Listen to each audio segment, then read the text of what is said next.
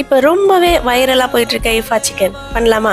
அதுக்கு ஒரு பவுல் ஒரு பிளேட்டில் turmeric powder, chilli powder, salt, pepper கொஞ்சம் கரம் மசாலாவும் ஆட் பண்ணிவிட்டு லெமன் ஆட் பண்ணி நல்லா பிசைஞ்சிக்கோங்க. கூட கொஞ்சம் இஞ்சி பூண்டு பேஸ்ட்டு ஆட் பண்ணிக்கோங்க.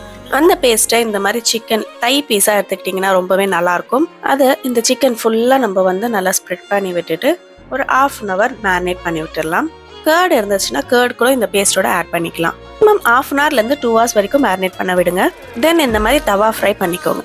ஒரு மிக்சர் ஜார் எடுத்துக்கோங்க. அதில் வந்து திரண்ட பால், ஒரு பல்லு பூண்டு, pepper, salt, fresh cream add பண்ணிவிட்டு கொஞ்சமாக mustard oil and oil add பண்ணிவிட்டு நல்லா பிளெண்ட் பண்ணி வச்சுக்கோங்க. இந்த சிக்கனை வந்து நல்லா ஸ்லோ ஃப்ளேமில் வச்சு நல்லா குக் ஆனதுக்கப்புறம் கிரைண்ட் பண்ண சாஸை மேலே ஊற்றிட்டு அப்படியே எடுத்து சர்வ் பண்ணுங்கள். செம்ம டேஸ்ட்டாக இருந்துச்சு.